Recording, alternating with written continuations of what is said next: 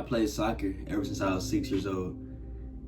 And there was one point in time, probably close to 6th, 7th grade, where I wanted to quit soccer and I wanted to walk away from it. But then again, it was all I knew. I lost the thrill or the love of the game per se. And it was around mid-season. My dad told me to always finish something that I started, so I had to go through with it. And at the end of that season, was reevaluated again of should I continue or should I just stop? And I kept going because, like I said, it's all I knew. I've been playing since I was 6 years old. So the continuation of that leading up into high school was really all I knew. I didn't know what was life after high school. I didn't know what was life after soccer, after I stopped dribbling the ball, whatever the case may be. And I ain't gonna say I was the best player in the world, but I was definitely more than decent, right? I was fast to my feet. I was quick. I was strong. I know what to leverage. I wasn't the smartest IQ or the technical person how to dribble the ball, but I played my role and I played it well where I was, valued by coaches and other players on my team.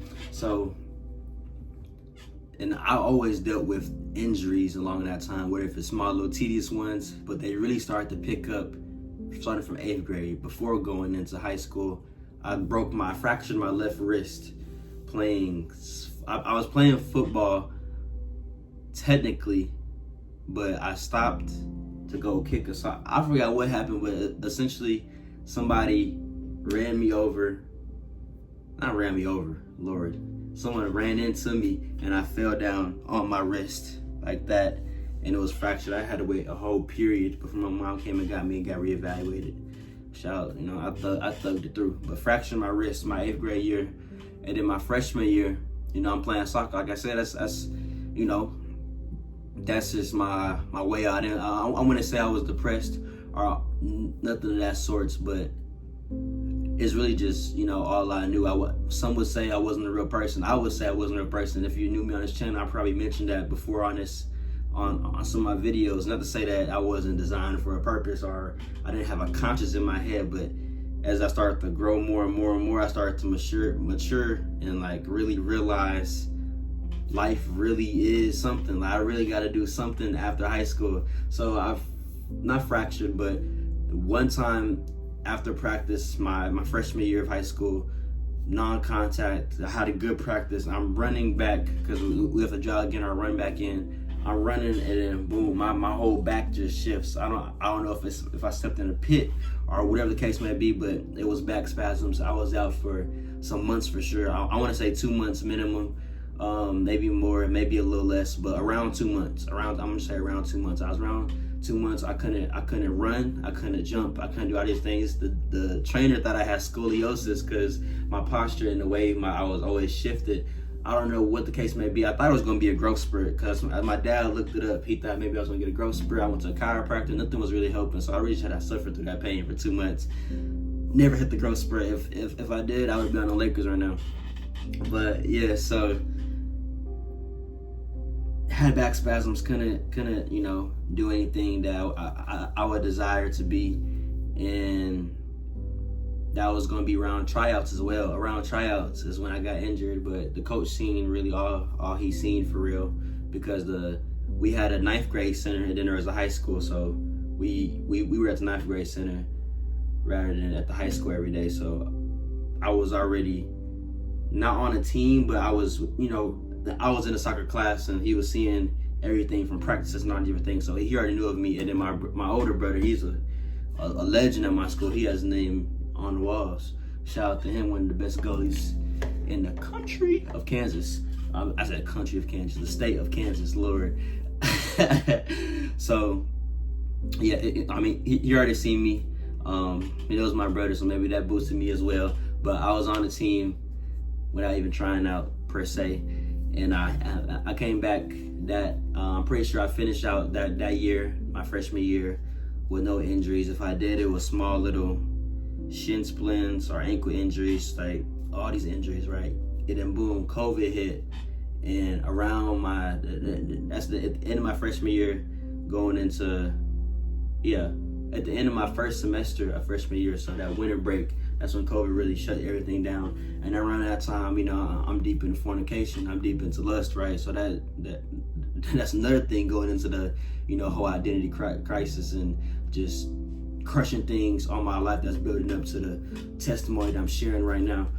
So COVID year, I didn't go in person. They gave us the option to either go in person, to go both online and in person, or just to go straight online. I did straight online. My grandma, she had a heart attack. Not a heart attack around this time, but she had a heart attack, and people with heart issues, the older you are more prone to be getting COVID and can potentially die for that. So I just stayed at home, and that's when I found out the art of cheating online. So, you know, I just stayed online, did my online work, and was in and out basically. And in my junior year, this is the big pivotal key thing in my testimony. I'm going back to school, you know, didn't really interact with nobody for a minute. I always been the quiet type. Unless you speak to me, I won't speak to you. So that almost intensified, like I said, fornication, lust over the time I was gone, and really got deep into that. So now I'm even more weird per se, or more socially distant per se. And I only really had 2 friends that year. Won't say them by name, but had really 2 friends that year. Kind of a knew everybody type of guy. Like I was cool with a lot of people, but I wouldn't really say that they were my friend per se.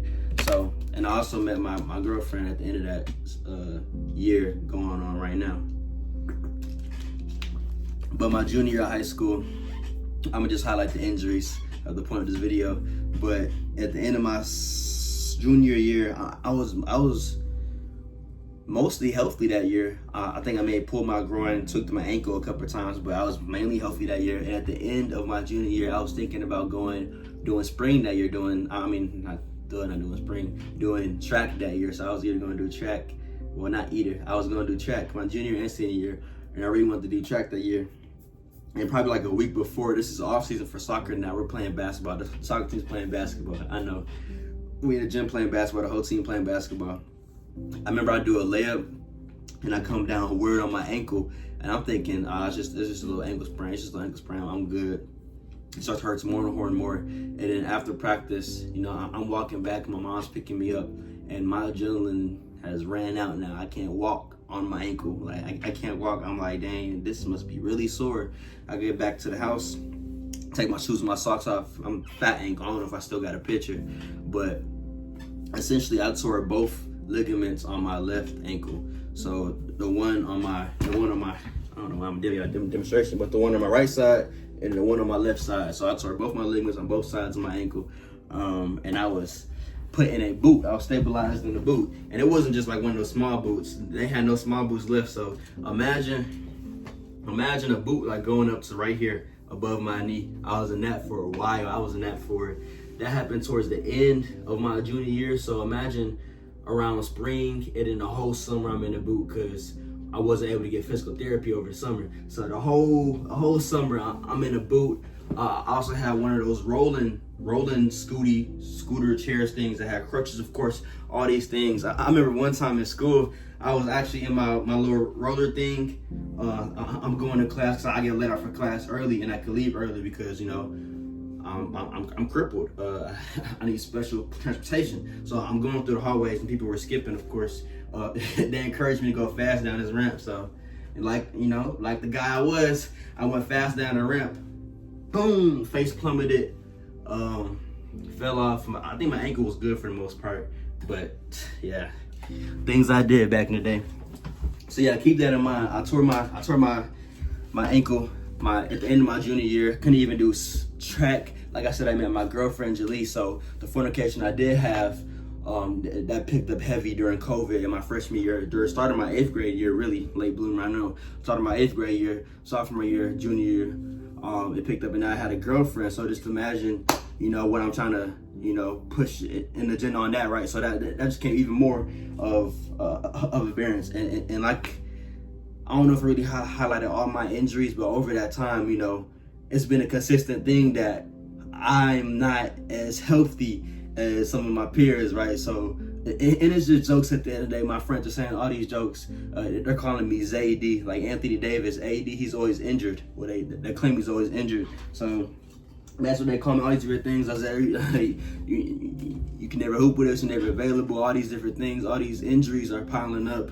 And, you know, at first it's just those, I'm laughing, I'm cool, but and I'm still laughing, but I'm masking the pain behind it. I started to fall into a depression looking at it now. The fornication, the injuries piled up. I can't even function my own body the way I want to. I can't run, I can't jump, I can't do all these different things, but I still don't want to be left out from everybody else, and I don't want to feel like they look at me different just because they see I'm injured at the moment, right? And it sounds crazy looking at it now, but man, I would say I was definitely really hurt. And around that time, something that jump started my relationship with Jesus now is my stepmom. It was me, her, and my twin. We were going to the mall, and we were just talking about my injury. I think I was in my school at that time, or I had my crutches, but we were just talking about my injury. And she said, I can't remember if it was either her mom, or her grandma, but they had like a injury playing volleyball in high school. They weren't able to do what they do, and she just told me to lean on God, lean on Him. It was some more to it, of course, but essentially just lean on Him. And that seed planted, and God increased it instantly. Because man, oh man, I'm talking about a peace that transcends all your understanding is what came over me. I don't know what it was, but I was at peace. I'm not gonna say I was the holiest man in high school walking on from then now, but I definitely started to acknowledge myself, and a realization hit in my brain that, man, there's gotta be something more to life. I always grew up in the church, so I never questioned was God real or God wasn't real, or if Jesus real or Jesus wasn't real. It was the fact that I knew of Him my whole life. I knew of Him, but I didn't know Him, right? I knew of Him, but I did not know Him. So when she said that, it clicked in my mind, and I don't know where I read Romans 8:31. What then shall response to these things? If God is for us, who could be against us? I don't know if I seen it on Instagram, on TikTok. And I wasn't on TikTok back then. I thought it was weird, but I don't know if it was on. I didn't really have Instagram though. I didn't get Instagram till like later in my junior year. So I don't know where I seen that verse. I don't know if I definitely didn't read it in my Bible. Someone told me that verse, or that verse popped up somewhere, and it really stuck. I memorized it instantly, just like this. And man, God was really for me in that season, at a point of depression, and a point where I'm addicted to fornication, and a point where I'm not able to move and function my body the way I would like to. He was really with me, but I definitely say it wasn't an instant change, but it definitely was a start in a gear of a kickstart of where I am right now. So, boom, the whole summer I'm not able to not get no physical therapy, no nothing. So I have to wait until the beginning of my senior year to see the trainer and go through my rehab through that. And it was a long, I try to speed up as soon as possible. My dad and everybody else telling me, like, don't try to rush it, like this is something serious, blah blah blah. I was not trying to hear none of that. I couldn't play basketball. I couldn't do nothing. Well, I was still playing basketball to an extent, but I couldn't do nothing the way I wanted to the whole summer. At the going on spring, like, come on, you're not gonna tell me I'm not gonna rush this up. So like a 17-year-old boy would, 17-year-old Isaiah would, I was speeding up the rehab. I was speeding up the process. During that time, I tore my groin. I pulled my groin. I had setbacks many different times. It was really my groin. I had setbacks on my groin, and rehab was cool. I love my trainers though. God bless my trainers that I encountered with. So long but short type of process. It was really shorter than what the poster was. And during that process, the first day I was cleared, I was finally cleared. Thank God, I was finally cleared.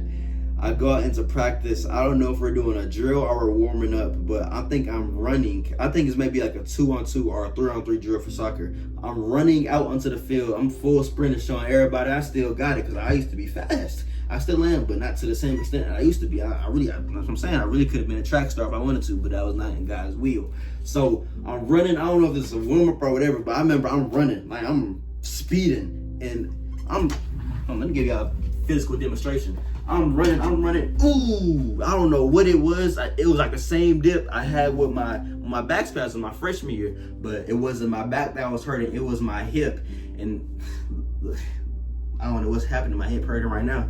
I never got the surgery, but I'm gonna get into that. So my hip starts to hurt. I'm like, no. At first, I'm trying to play it off. I'm trying to get back in line. I think I got out the field, but you know, it just was it is me, bro. I immediately told the coach. It seemed like he hated me. He was like, okay, go to the trainer out there. Yeah, no sympathy. But we had a new coach since my freshman year, my sophomore year. Well, I guess I didn't play my sophomore year. I'm pretty sure it was the same coach freshman and sophomore year. But we had a new coach my freshman, sophomore. I'm gonna count that as one. Well, I only played freshman year, so we had a new coach my freshman year, my junior year, and my senior year. So I guess I don't even know me. That is dumb. I don't even know. But yeah, so I went to the trainer. I got evaluated by, I forgot where I got evaluated by, but I got tested, had an MRI and all that stuff. I forgot exactly what the injury is technically called, but I tore something. I believe it's my hip flexor. And this type of injury, you're more likely to tear both sides of your hip. And I was definitely having issues with my left hip as well, but it was majority my right hip was causing all the pain. And you know, they offered me surgery, all these different things. I didn't want to really get surgery. I was like, I'm hanging it up. I might as well just hang it up. I don't know what it is. This isn't just for me. I still had that peace. I definitely wouldn't say I was depressed at that time. I had that peace. In Romans 8:31, I'm saying that was the backbone. That was the first verse I embedded into my head, embedded into my life. Like, God is really for me. I still don't really have a relationship with him, but what I know and who you are, I just know that you for me, gang. Like, that's what it is, and that's how I'm living right now. You are for me. Nothing can be against me, so I'm straight. I'm smooth. I have peace. I want to say I had true peace, but I was good. Trust me, I was good. So, and mind you, that was the first day I was cleared back from my ankle injury. The first day I was cleared from my ankle injury. I'm running on the field, I get injured. So, I initially was, of course I was upset. Of course I was hurt. Of course the jokes started to circulate back around again. I never told my friends or anybody that it was bothering me. So of course it started to circulate and come back again. But this time I handled it different. And that's all glory to God at the end of the day. So fast forward all the way to my senior year summer when I now graduated, going off into college.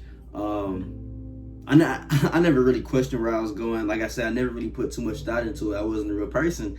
I would say I didn't know what comes after soccer. Mind you, I got an offer to play soccer in Pennsylvania my junior year. I don't know if they got down. I wasn't that big of a name to get kept up with, so I don't know if they got in. I don't know if they know that I got injured that off season. But I got an offer in Pennsylvania. All I did was lower the tuition down for if I was an in-state student. So it was basically the same if I were to go anywhere else. But I really wasn't trying to dig into that. Pennsylvania, I always try to stay around home. But fast forward back into my current state of where I go. I'm sorry if I'm going rambling or going on a tangent. Fast forward back to my senior year. Well, now I'm a free agent. I just graduated high school. I don't know what was going through my head. I was definitely anxious. I was worried. I was concerned for just a lot of things. I don't know what I want to get into. My dad is in the business outfield, so I know I always had a business type of mindset, or I definitely wanted to explore the business world, but I didn't know what per se it is. It's such a big thing, so that's why I chose marketing as my major. Fun fact. And my dad went to PV, so I always knew of PV when I was growing up, so I never really questioned where I was going. But I remember one time I'm going into this is through the summer, I'm just breaking down in my room crying like, man, like, I'm finna move. This is probably two, three weeks before I actually go into school now. Life is moving, life is jumping. I don't know what's going on. I started to read my Bible. I was in Genesis. I thought I got to read from the front to the end. So I'm in Genesis reading, and I just break down crying. Or I call my room and having a little anxious panic attack or whatever, telling her, she's reassuring me. She's saying that I got it, all these things. And yeah, life is getting real for me. Life is getting real. And I don't know if this before or after, but around that same summer, I had an encounter with Jesus Christ. I had sleep paralysis all the way going back from 8th grade when I started getting fornication, when I started to do all these different things, right? I had sleep paralysis, and I used to have sleep paralysis pretty often. Over the years, I really can't say, but especially my senior and junior year of high school, I had it a couple times a month, a couple times every 2 weeks, maybe even often. So I'm at my grandmother's house, and I have sleep paralysis. First, I have a dream that I have sleep paralysis, and before I even get into that dream, I have multiple occurrences where I could have died from sleep paralysis. I'm talking about I'm laying down on my stomach, suffocating from the thing, waking up, I cannot move. And it's like the last second, I'm gasping for air. There's times where I was laying on my side and I'm stuffed, my head's in the couch or my head's in the headboard or whatever, and I'm suffocating. I wake up gasping for air. So keep that in mind as well. So I'm in my grandmother's house and I have sleep paralysis. I have a dream about sleep paralysis. So during my dream, it's like a normal dream. I have a dream about sleep paralysis. I'm stuck, I can't move, and then I actually wake up and I have sleep paralysis. And that dream was just like a subtle foreshadow. I had that dream for like a cool little minute. I want to say maybe around 5 minutes. Then I wake up and have sleep paralysis. So I have sleep paralysis basically back to back. And maybe looking back at it, because I often replay that, looking back, I don't even think that was a dream. I think that was literally just me seeing myself. So yeah, that's really what I think it is. Of course, I gotta do some more prayer on that, but I'm pretty sure it's like astral projection in a way. I don't know if I'm using that term correctly or whatever the case, but like, you know, a lot of people say like they see their body outside. I definitely saw my body outside later on, but I don't know if that was a dream per se. But going back to the whole story, I have sleep paralysis for a minute. Mind you, I'm just sitting there suffering. I can hear my grandma. It's early in the morning. My grandma, she get up. She the type to get up at 4, 5, 6 a.m. and do what she do. She start her day early and end it early, okay? She start early and early. She come in cool, she leave cool. That's the type of grandma she is, right? So she wake up in the morning, she cooking breakfast for us. I know it's me, my little brother, and I want to say my cousin was there as well. So I hear her cooking breakfast in the background. I can smell the bacon. I can smell all the food, right? But I'm stuck. I remember it's tears coming down. I'm stuck. I cannot move, gang. Like I'm laying in my bed. I literally cannot move. It's a tear coming down my eye. I'm held captive. And not once have I ever called on God. Not once have I ever called on Jesus. Not once have I ever called on all these different things. And mind you, ever since my stepmom jump started, you know, me to lean on God more. Romans 8:31, I started to read Genesis, starting that summer. So looking back at it, I don't know what led me to call on it, but now nothing but the Holy Spirit. I said Jesus. Instantly when I said Jesus, a white beam flashed. I was free. I wasn't held captive anymore, and I was able to move and get up and just navigate my life. And even then, I still didn't choose to know who Jesus was more often. You would think after he gave me peace from coping with my injuries, you would think after he freed me from having he freed me from having sleep paralysis, that I would want to follow after him and know who he is. But no, it wasn't until I got to college, until I met some people that's kind of around my similar situation. They always knew of God, but I never really had a relationship established with him until we started a Bible study at the end of my freshman year of college, just because my friend Jordan invited me, Cade, and Luke to come have a Bible study with her, and something that we weren't even quote unquote on board with. We were like, yeah, cool, we'll just go. And as we went, we started to love more and more and more. The community grew, our passion, our fervor grew, our spirit grew, and our relationship with Christ grew. And looking back at it, I just can't help but thank God. It's a verse in Psalms 103, verse 2. Let all that I am praise the Lord. And may I never forget the good things he does for me. I hope my testimony in a short form blessed one of you all. I love you. Most importantly, Jesus loves you. We all have a story, and he calls us to be a witness. Amen.